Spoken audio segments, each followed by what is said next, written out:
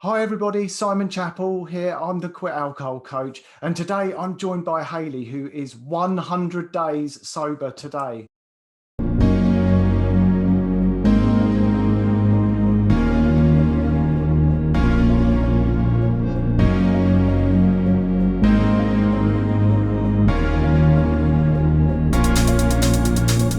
Hi Hayley, how are you doing?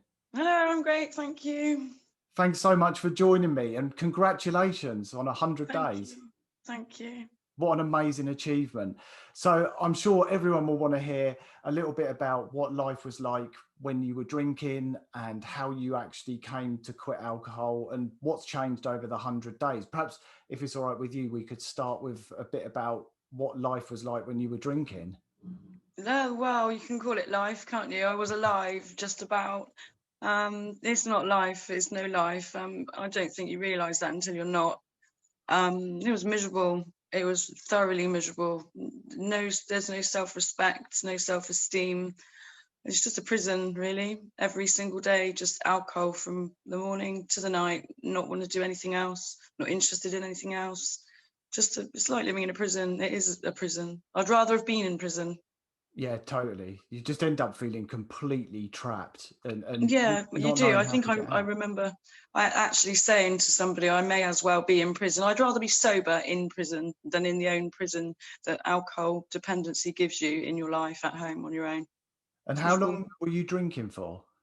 Oh, well, ever really. Drank as a teenager, left home quite young, had kind of everyday life to deal with and a bit more. And it just kind of became part of my life, who I was, what I did.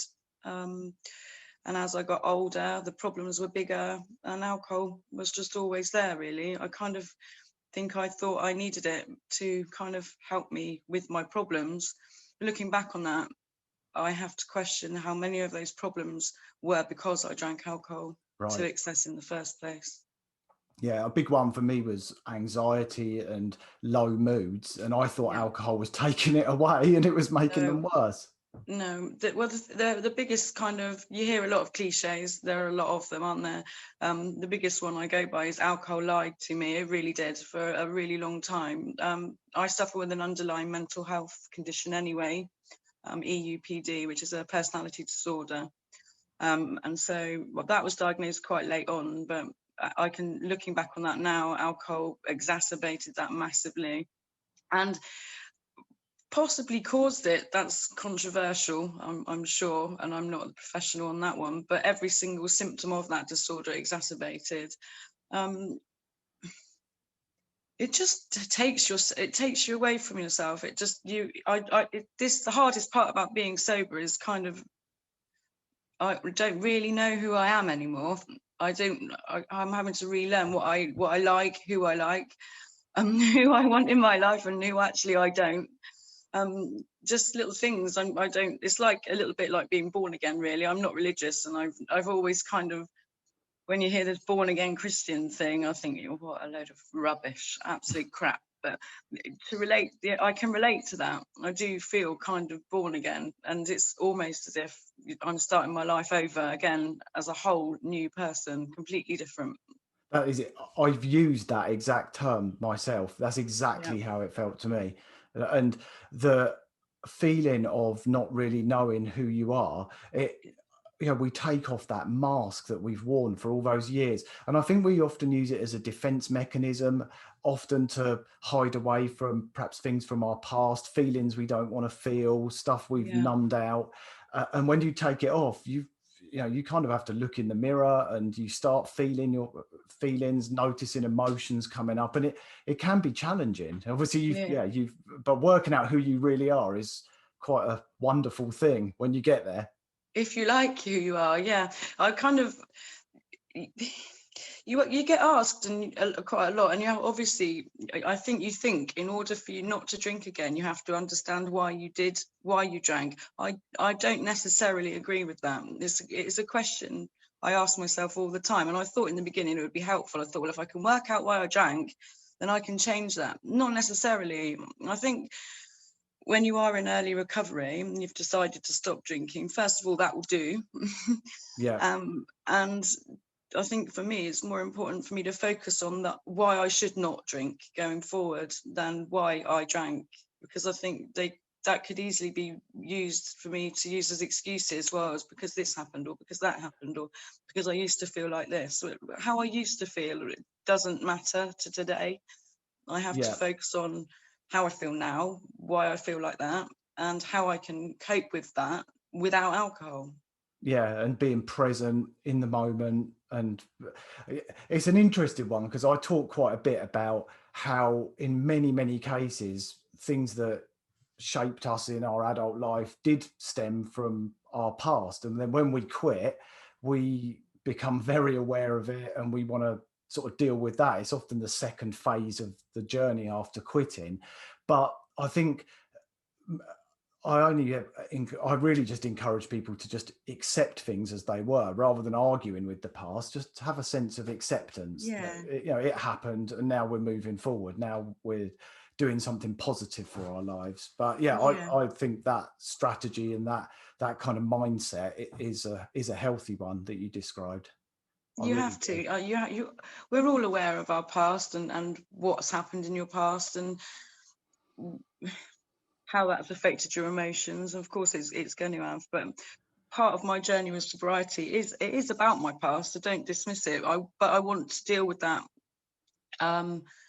Because every day now I'm learning new coping mechanisms for things that usually I would have drunk. Oh, I'll have a drink. Oh, even things like making a phone call like this, I wouldn't have been able to do before. Well, it'll be all right. If I have a drink first, I'll have a drink or I'll be fine.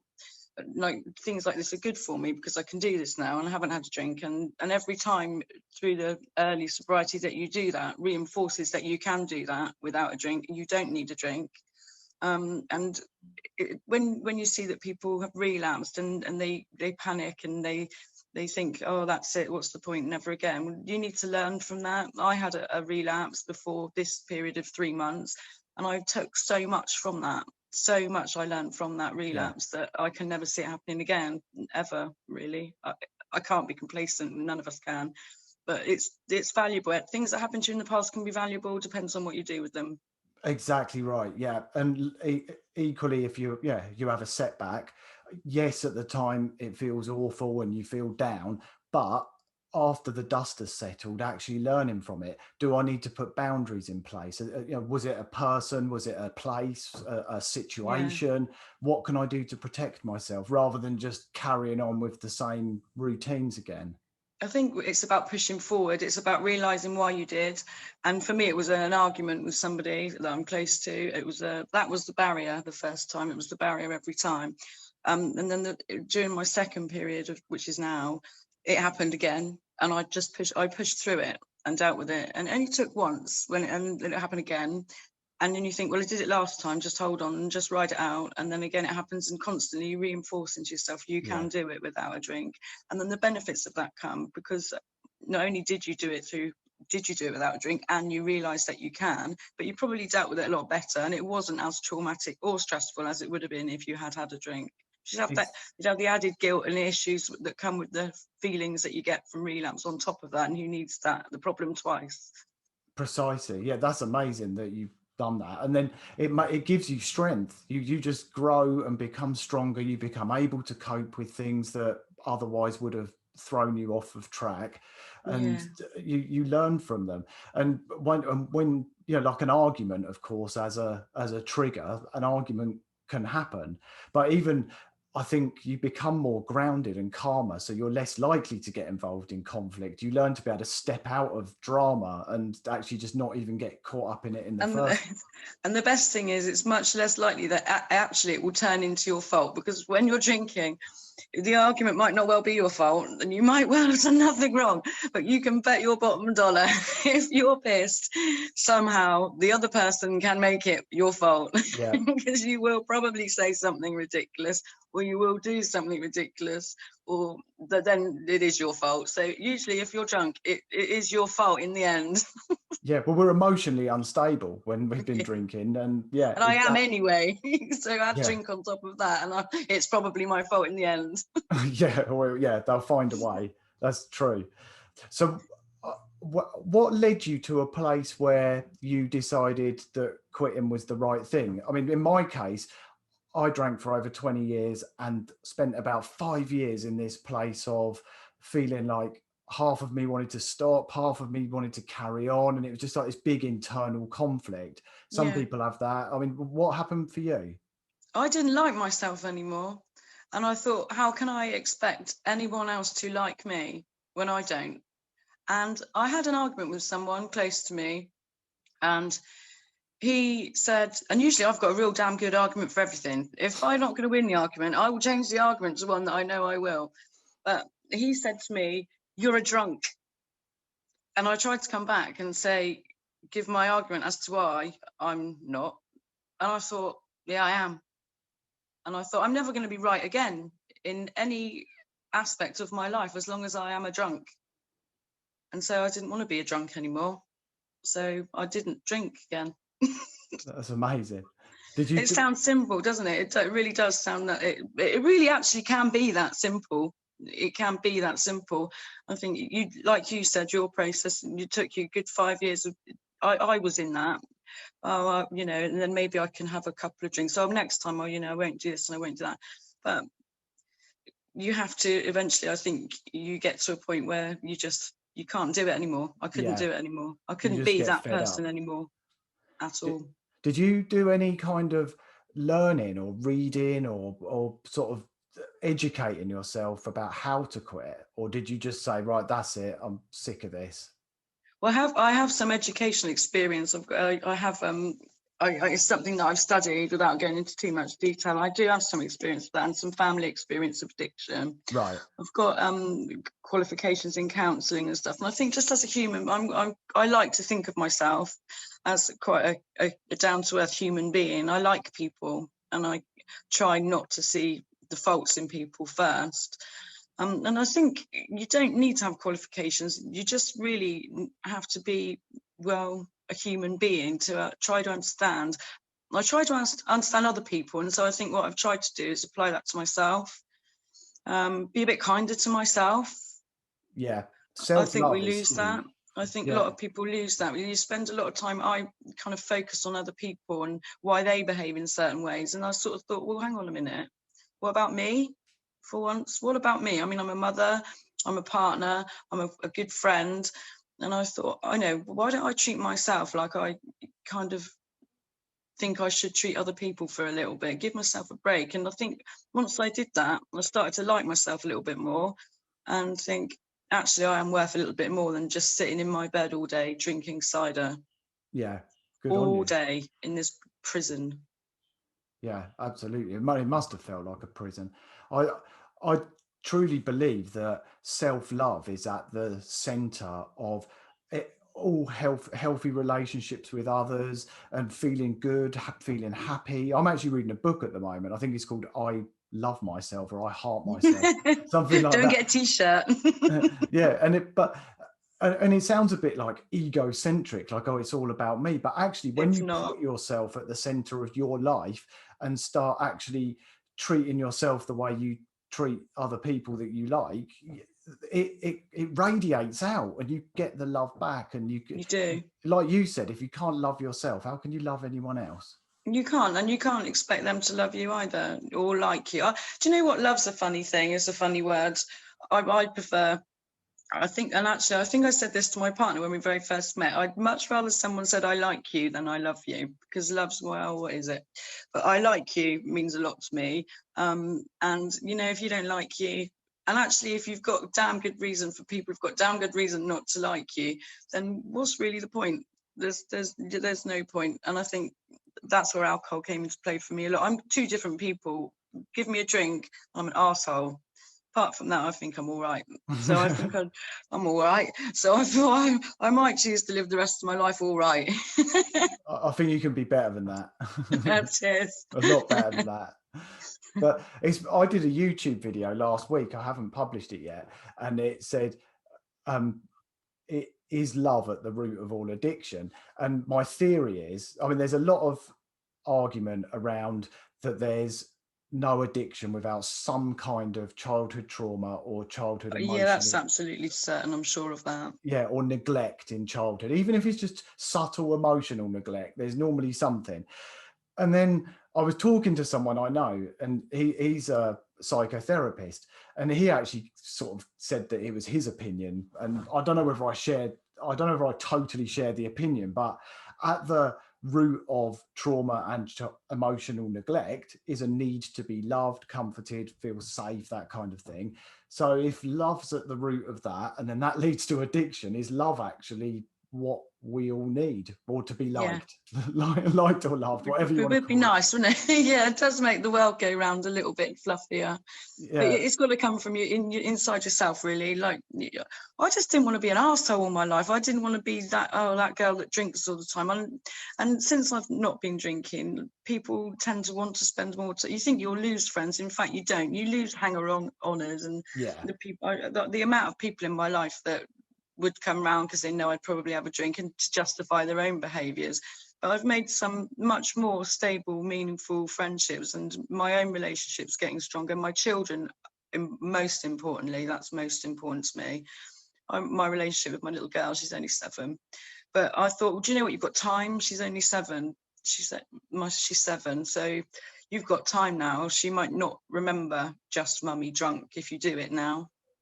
yeah. So And I hopefully. mean, my son was 12, I think 12 or 13 when I quit, and obviously he had seen that side of me, and he's told me since. I mean, I did a YouTube video with him where he talked about how he didn't know what version of me he was going to get, how he felt afraid to open up to me about stuff.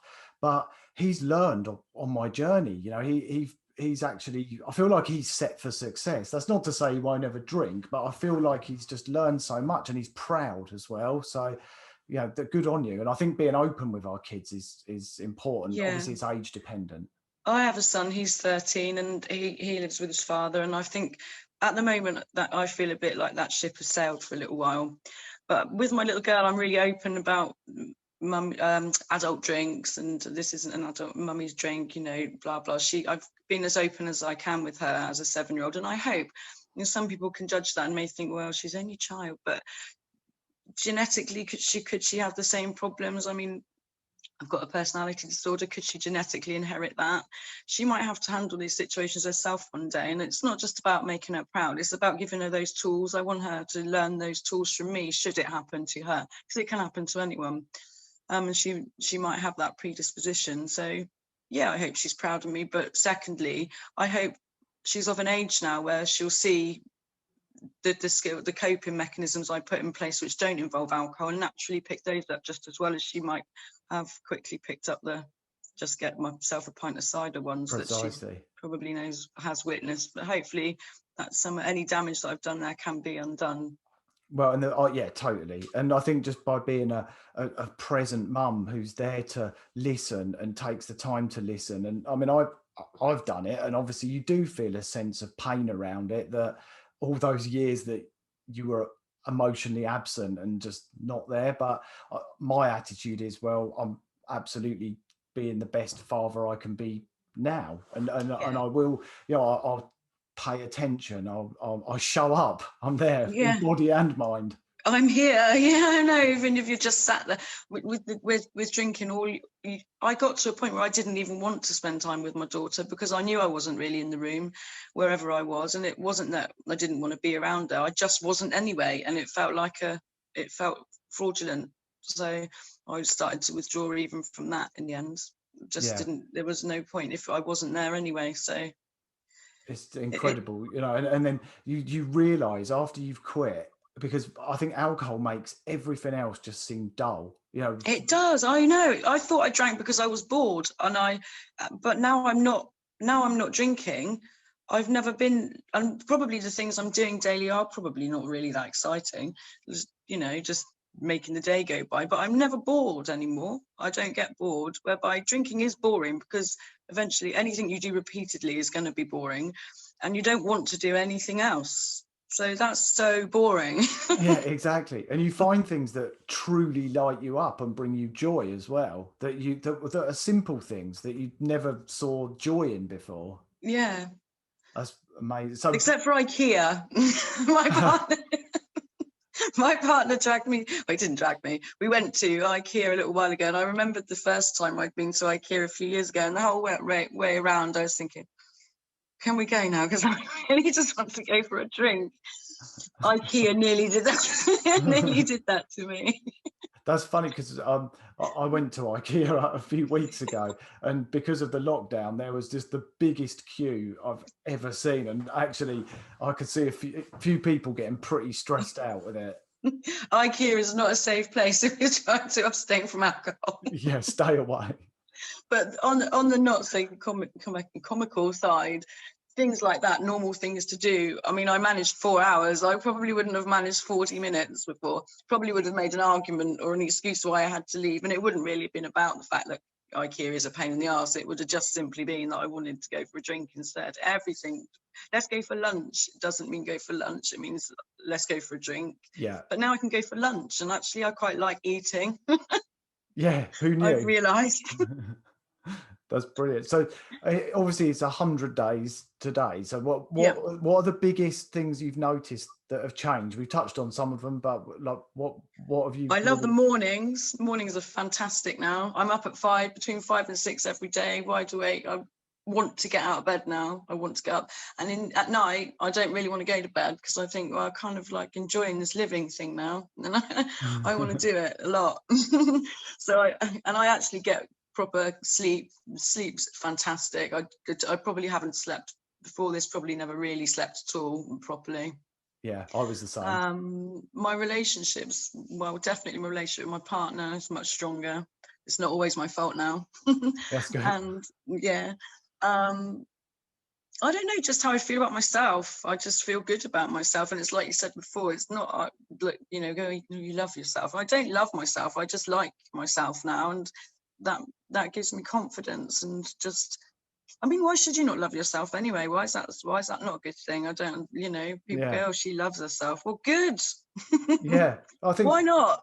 As long as you do it consciously and not in a sort of egotistic, it's not you know that. No, I don't love myself in the sense I'm fantastic, the best person in the world, but I have a kind of calm about me that's like, yeah, you're all right, you're okay, you know, not this constant battle that you were in with alcohol about, because you know you're not good enough when you're drinking. It's not good enough to drink every day, all day, is it? It's just not.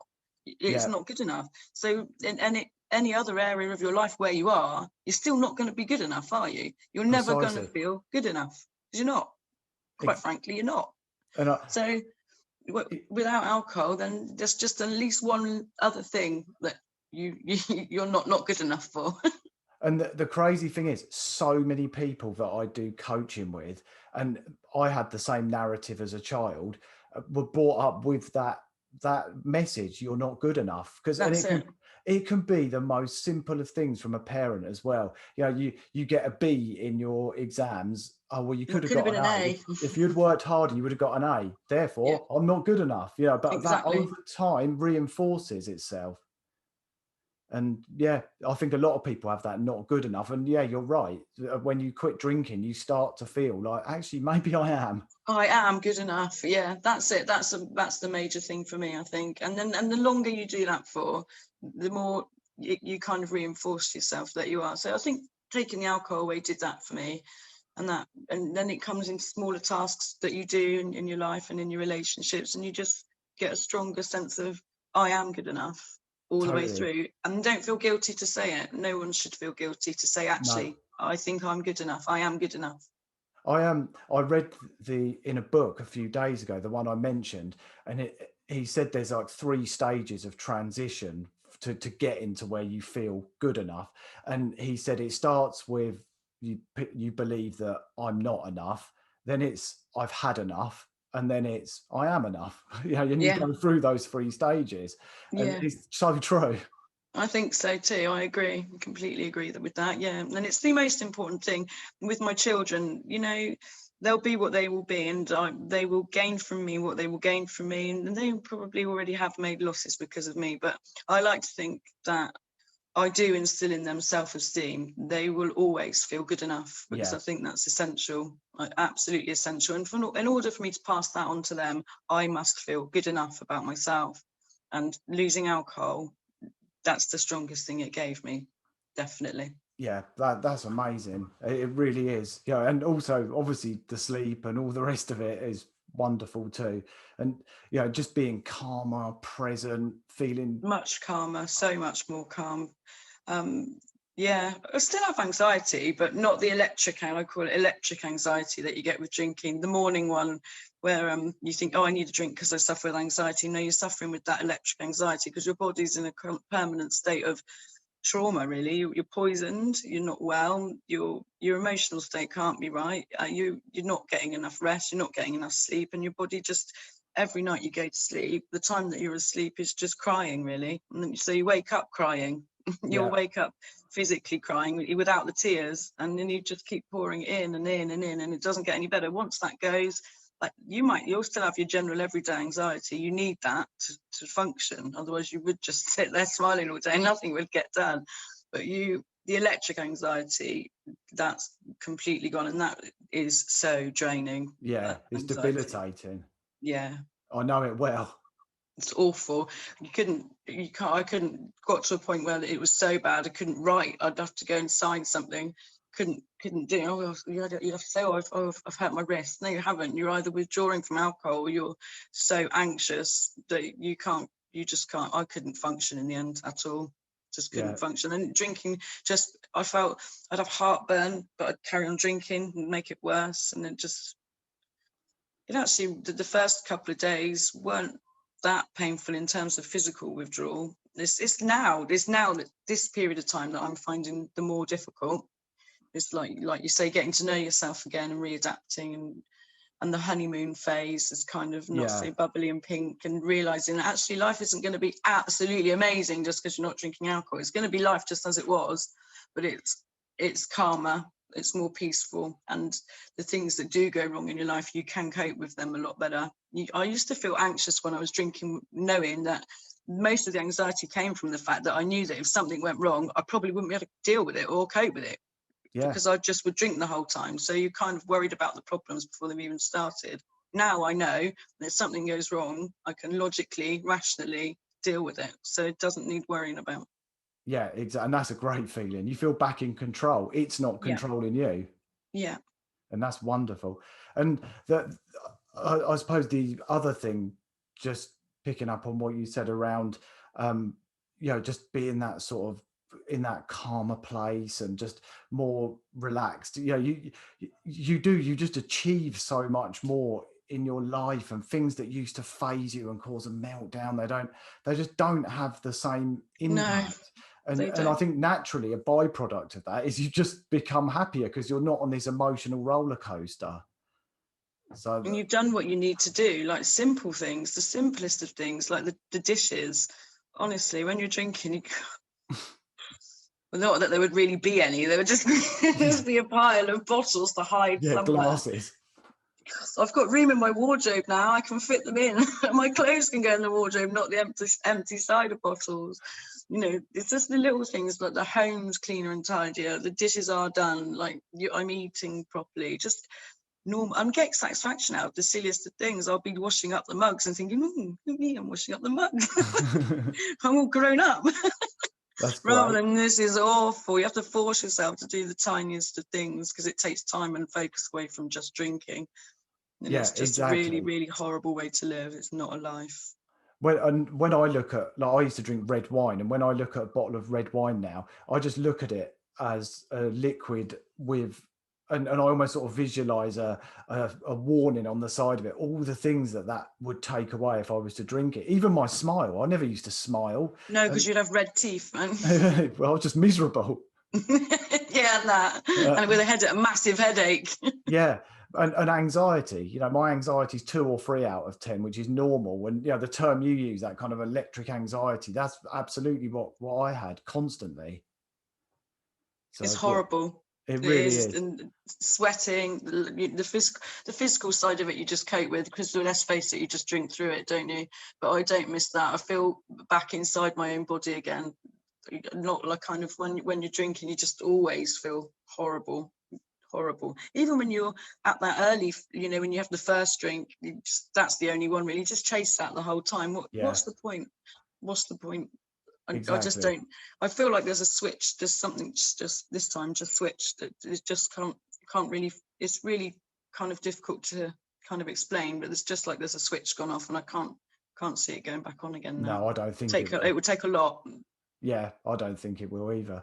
No, it's No. amazing. Well, look, congratulations on 100 days. Thank you. And thank you so much for coming on. I think you're going to inspire a lot of people and help plenty of people by coming on and sharing your story. So I it's hope so. greatly I appreciated. do really hope so. I think the more that people talk about it, it's like anything that it is a mental health issue, really, in my opinion, to be honest. It's either that or it's a symptom of a wider one. So I think the more that people just talk about it, it is a massive, massive, massive thing for people to just talk about it. Just talk. Yeah, I agree. Absolutely. Oh, thanks so much. And congratulations again, Hayley. Thank you, Simon.